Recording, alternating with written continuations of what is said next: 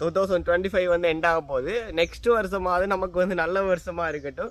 So கண்டிப்பாக next வருஷத்துலேருந்து எல்லாருக்குமே நல்லது நடக்கும். ஸோ இந்த மைண்ட் செட்டை வந்து ஃபஸ்ட்டு ஸ்டாப் பண்ணிட்டு வந்து எக்ஸாமுக்கு நீங்கள் என்ன செய்வீங்க? எக்ஸாமில் லாஸ்ட்டு வந்து ஒரு 30 நிமிஷம் இருக்குது அப்படின்னு சொல்லி எக்ஸாமினர் உங்களுக்கு சொல்ல வைக்கல, நீங்கள் என்ன செய்வீங்க? அதாவது தெரிகிற ஆன்சர் தெரியாத ஆன்சர்.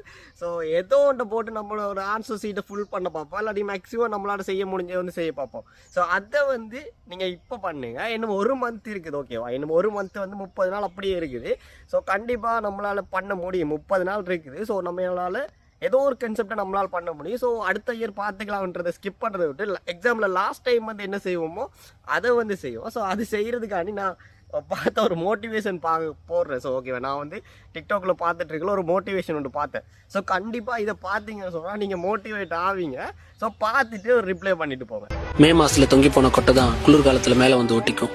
கொட்டைக்கே ஒரு காலம் வரும்போது டவுன் ஃபேஸ்ல இருக்கிற உங்க லைஃப் மேலே வர ஒரு காலம் வராதான் என்ன?